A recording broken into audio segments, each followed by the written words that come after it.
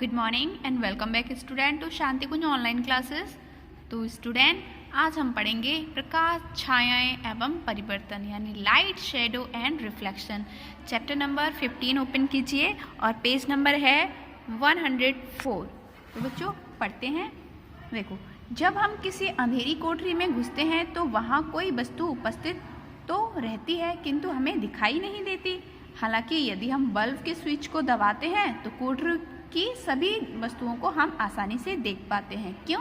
क्योंकि उसमें अब प्रकाश आ गया।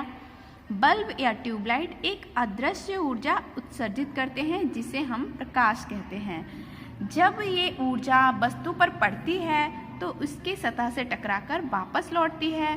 पुनः जब ये ऊर्जा हमारी आंखों में प्रवेश करती है तो आंख इस अनुभूति का संदेश हमारे मस्तिष्क यानी दिमाग को भेजता है और बाद में मस्तिष्क उस वस्तु को देखने की सूचना प्राप्त करता है। या ऐसे कह सकते हैं कि मस्तिष्क वास्तविक रूप में देखता है। सब कुछ कौन देख पाता है? हमारा दिमाग। आंखें वस्तुओं को देखने का सिर्फ एक माध्यम है, लेकिन असली संदेश कौन भेजता है? जब दिमाग भेजता है तभी हम लोग देख पाते हैं। हम कह सकते हैं कि प्रकाश अदृश्य होता है, किंतु जब ये वस्तु पर पड़ता है तो हमें वे वस्तुएं दृष्टिगोचर होती हैं, यानी हम जिन्हें देख सकते हैं। अतः संक्षिप्त में ये कहा जा सकता है कि प्रकाश एक अदृश्य ऊर्जा है जिसके कारण हमें देखने की अनुभूति होती है। जब किसी वस्तु पर प्रकाश पड़ता है तो उसकी सतह से टकराकर ये सभी दिशाओं में फैल जाता है। ये घटना प्रकाश का प्रकीर्णन यानी स्कैटरिंग ऑफ लाइट कहलाती है। यानी वस्तु पर अगर किसी वस्तु पर प्रकाश पड़ा तो वो उसके चारों तरफ फैल जाता है और तभी हम उसके आसपास की चीज़ों को भी देख पाते हैं। प्रकाश का वेग यानी स्पीड ऑफ लाइट, प्रकाश कितनी गति से चलता होगा? प्रकाश अति उच्च वेग से गति करता है, अर्थात इसका वेग 3 गुणा 10 की पावर 8 मीटर प्रति सेकंड है। इसका मतलब कि प्रकाश का वेग लगभग कितना है? ये लगभग 30 करोड़ मीटर प्रति सेकंड या 3 लाख किलोमीटर प्रति सेकंड होता है। प्रकाश का स्रोत यानी प्रकाश कौन कौन चीज़ें उत्सर्जित करते हैं वो प्रकाश के स्रोत कहलाते हैं। जैसे ये 2 वर्गों में बांटा गया है, एक प्राकृतिक स्रोत और एक मानव निर्मित स्रोत। तो प्रकाश के प्राकृतिक स्रोत कौन से होते हैं? जो प्रकृति से हमें मिले हैं। जैसे हमारे लिए प्रकाश का सबसे महत्वपूर्ण प्राकृतिक स्रोत है सूर्य। तारे भी दूरस्थ सूर्य हैं जो हमारे दूर स्थित सूर्य हैं जो हमारे सौर मंडल से काफ़ी दूर हैं। वे हमारे लिए प्रकाश का बहुत अच्छा या एक तुच्छ कहेंगे कि मतलब उसमें कम लाइट होती है। कुछ कीट जैसे जुगनू, दीप कीट अंधेरे में प्रकाश छोड़ते हैं। कुछ विशेष प्रकार की मछलियाँ भी प्रकाश उत्पन्न करती हैं। तो ये सब क्या है? ये हमारे प्राकृतिक प्रकाश के स्रोत हैं। प्रकाश के कृत्रिम स्रोत यानी आर्टिफिशियल स्रोत। आर्टिफिशियल स्रोत कौन से होते हैं? जिन्हें इंसानों ने बनाया है, जैसे मोमबत्ती, तेल लैंप, दीपक आदि मानव निर्मित प्रकाश के स्रोत हैं। रात्रि में प्रकाश के प्रमुख स्रोत कौन होते हैं? विद्युत बल्ब या फ्लोरोसेंट ट्यूब, जिसे हम लोग CFL बल्ब कहते हैं। दीप्त एवं अदीप्त वस्तुएं यानी luminous and non luminous object. दीप्त या प्रदीप्त वस्तुएं वो होती हैं जो स्वयं प्रकाश उत्सर्जित करती हैं, उन्हें हम दीप्त या प्रदीप्त वस्तुएं कहते हैं। जैसे सूर्य, तारे, जुगनू, दीप कीट, कुछ मछलियां आत्मदीप होती हैं। अदीप्त या अप्रदीप्त वस्तुएं यानी नॉन ल्यूमिनस ऑब्जेक्ट, जो वस्तुएं स्वयं प्रकाश उत्सर्जित नहीं करती उन्हें अदीप्त या प्रदीप्त वस्तुएं कहते हैं। वे अपनी सतह पर पड़ने वाले प्रकाश को लौटा देते हैं, यानी रिफ्लेक्शन के थ्रू हमें वो चीज़ चमकती हुई दिखाई देती है, जैसे कि चंद्रमा। तो चंद्रमा का खुद का कोई प्रकाश नहीं होता। जब सूरज की प्रकाश इस पर पड़ता है तो ये रिफ्लेक्ट होकर हमें दिखाई देता है। मेज, कुर्सी, किताब ये सब अदीप्त वस्तुएं हैं। समांगी एवं विषमांगी माध्यम, कोई पदार्थ जिससे होकर प्रकाश ऊर्जा अंशतः या पूर्णतः गुजर सकता है, प्रकाशीय माध्यम कहलाता है।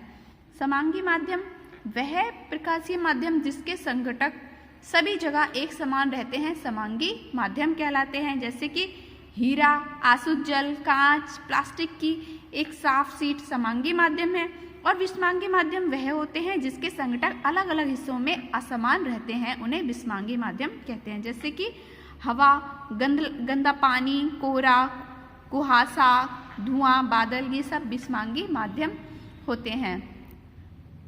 प्रकाशता वस्तुएं 3 प्रकार की होती हैं जो प्रकाश उत्पन्न करने वाली। जैसे पारदर्शी कौन सी होती है? वह पदार्थ जिसमें होकर प्रकाश पूर्णतः एवं आसानी से गुजर जाता है तथा जिससे होकर हम स्पष्ट देख सकते हैं, पारदर्शी कहलाता है। जैसे हवा, जल, कांच पारदर्शी पदार्थ है। पारदर्शी पदार्थ कैसे? जैसे अगर हम कांच से देखें तो एक तरफ से हम देखेंगे तो दूसरी तरफ का हमें स्पष्ट दिखाई देगा कि दूसरी तरफ क्या चीज़ रखी हुई है। ऐसी हवा भी और जल से भी हम देख सकते हैं। कुछ ऐसे भी पदार्थ होते हैं जिन्हें हम पारभासी कहते हैं, जो कि क्या करते हैं? वह पदार्थ जिनसे होकर प्रकाश आंशिक रूप से गुजर जाता है तथा जिससे होकर हम स्पष्ट रूप से नहीं देख पाते, पारभासी या फिर ट्रांसलूसेंट कहते हैं। जैसे कि मोम, कागज, घिसा हुआ कांच, तेल लगा कागज आदि सभी पारभासी पदार्थ के उदाहरण हैं। जैसे कि आप किसी प्लास्टिक की पन्नी से अगर देखते हैं एक तरफ तो हमें दूसरी तरफ दिखाई तो देता है पर क्लियर दिखाई नहीं देता, तो उसे हम क्या कहेंगे? ट्रांसलूसेंट कहेंगे। फिर है ओपेक यानी अपारदर्शी, वह पदार्थ जिससे होकर प्रकाश नहीं गुजर सकता, अपारदर्शी कहलाता है।